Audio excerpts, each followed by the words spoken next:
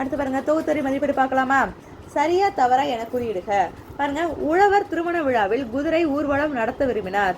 உழவர் திருமண விழாவில் குதிரை கிடையாது, யானை ஊர்வலம் தான் நடத்த விரும்பினார். அப்ப இந்த கூற்று தவறு. அடுத்து, பனிமலை காட்டின் திருவிழாவிற்கு நண்பர்களை அழைத்தது சிறுத்தை. இது சரி. அருவி நீர் ஓடும் காட்சி வெண்ணெய் உருகி ஓடுவது போல தெரிந்தது. வெண்ணெய் இல்லப்பா, சரிங்களா? இது தப்பு. வெள்ளி உருகி ஓடுவது போல இருந்தது. அடுத்து, காவலர்கள் குதிரையை நாயின் மீது அமர வைத்தனர். இதுவும் தவறு தான். குதிரையை நாயின் மீது அமர வைக்கல, நாயை தான் குதிரையின் மீது அமர வைத்தனர். அடுத்து, கடல் நிலவின் ஒளியை கண்டால் பொங்கும். கடல் நிலவின் ஒளியை கண்டால் தான் பொங்கும். இது சரி. அடுத்து பாருங்க, தொடர்களை உருவாக்கி எழுதுக. அவள் அப்படின்னா அதுக்கு ஏற்ற மாதிரினா அவள் பாடினாள். அந்த பெண்பால் தான்ப்பா வரும். வினை சொற்கள்லையும் பெண்பால் தான் நம்ம போடணும். அவன் என்பது இங்கே அந்த வினை சொற்கள் கிடையாது. நான் என்பது இல்லை. நான் தூங்கினேன் வரும். நான் தூங்கினேன்.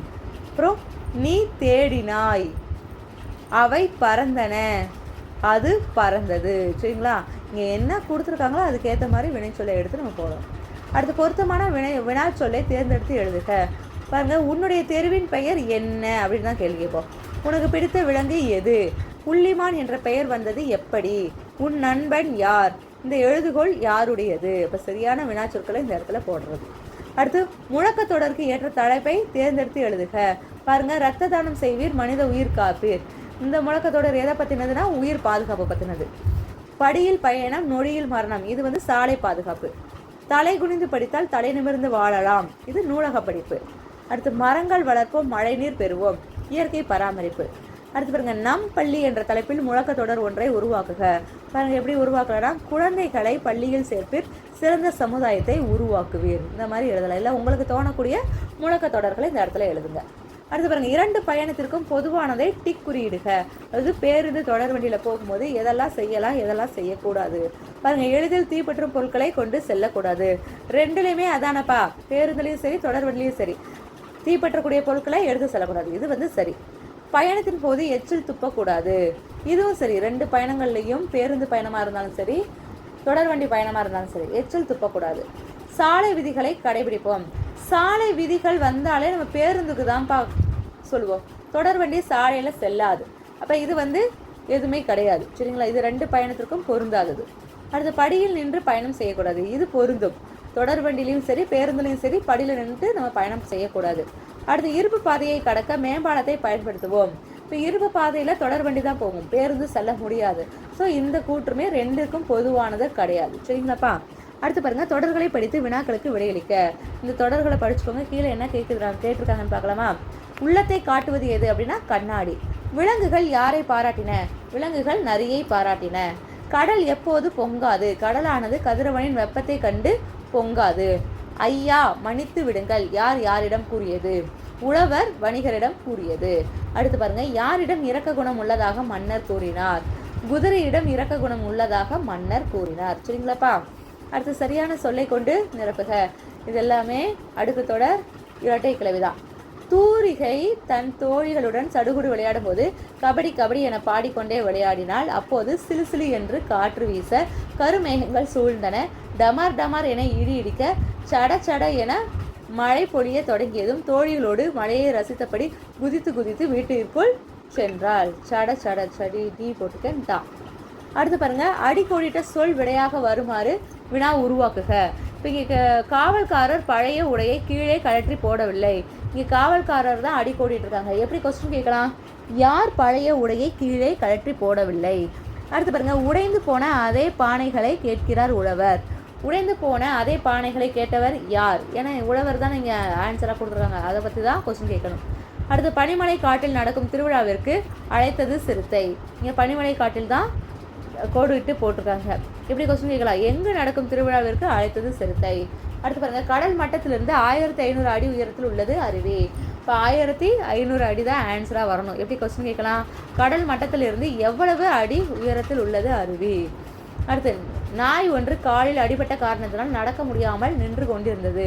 இப்போ இங்கே எது டேஷ் போட்டிருக்காங்கன்னா கோடிட்ட இடம் அடிபட்ட காரணத்தினால். இப்போ அது வர மாதிரி கொஸ்டின் எப்படி அமைக்கலாம்னா, நாய் எதனால் நடக்க முடியாமல் நின்று கொண்டிருந்தது. சரிங்களா? அடுத்து பாருங்க, சரியான இணைப்பு சொல்லால் நிரப்புக. நமக்கு இணைப்பு சொன்னா என்னன்னு தெரியும். அதனால், ஏனெனில், ஆனால், அந்த மாதிரி இருக்கக்கூடிய சொற்கள். இந்த ஆண்டில் நன்றாக மழை பெய்தது, அதனால் ஏரி குளங்கள் நிரம்பின. அடுத்து பாருங்க, இந்த ஆண்டு நன்றாக மழை பெய்தது, ஆனால் குளம் ஏரிகள் நிரம்பவில்லை. அப்புறம் விலங்குகள் மற்றும் பறவைகள் காட்டில் ஒற்றுமையுடன் வாழ்ந்தன. அடுத்து கிளிகள் மாமரத்தை சுற்றி பறந்தன, ஏனெனில் பழங்கள் அதிகமாக இருந்தன. அடுத்து வானம் மேகமூட்டத்துடன் காணப்படுகிறது, எனவே கண்டிப்பாக மழை பொழியும். சரிங்களாப்பா? அடுத்து பாருங்க, படத்தை பார்த்து விடை எழுதுக. இந்த படங்களை பார்த்துக்கோங்க, பார்த்து இங்கே கேட்கப்பட்டுள்ள வினாக்களுக்கு விடை எழுதணும். பூவிழி விளையாடும் விளையாட்டின் பெயர் என்ன? இங்கே பூவிழி விளையாடுறாங்களா? அவர் விளையாடும் விளையாட்டின் பெயர் கயிறு தாண்டுதல். அடுத்த நடைபாதையில் விளையாடுபவர்கள் யாவர்? நடைபாதையில் யாரெல்லாம் விளையாடுறா? முகிலன், அப்புறம் இங்கே அமுதன். அப்புறம் யாழினி பலகையை கீழ் நோக்கி அழுத்திக்கிறார், மதி பலகையை மேல் நோக்கி அழுத்திக்கிறாள். அடுத்து அருவியின் முன்னே மணியும் அருவியின் பின்னே அமுதனும் விளையாடுகிறார்கள். சரிங்களா? முன்னே மணியும் பின்னே அமுதனும் விளையாடுகிறார்கள். அடுத்து பாருங்க, உனக்கு பிடித்த விளையாட்டின் பெயர்களை எழுதுக. இப்போ நான் ஊஞ்சல் சறுக்கு பலகைன்னு எழுதியிருக்கேன், உங்களுக்கு பிடித்தமான விளையாட்டை இதில் எழுதுங்க. அடுத்து பத்தியை படித்து விடை எழுதுக. இந்த பத்தியை படித்து கீழே கேட்கப்பட்டுள்ள வினாக்களுக்கு விடை எழுதணும். பொருந்தாத ஒன்றை தேர்ந்தெடுக்க. இதில் பாருங்க, வயல் கொக்கு, வெண்கொக்கு, ஆட்டுக்கொக்கு, செந்நில கொக்கு. இதில் பொருந்தாதுன்னா ஆட்டுக்கொக்கு தான்ப்பா. அடுத்து பாருங்க, இது இந்த பத்தியில் இடம்பெற்ற கதை. கொக்கு எந்த பறவையை போல கூடு கட்டும்?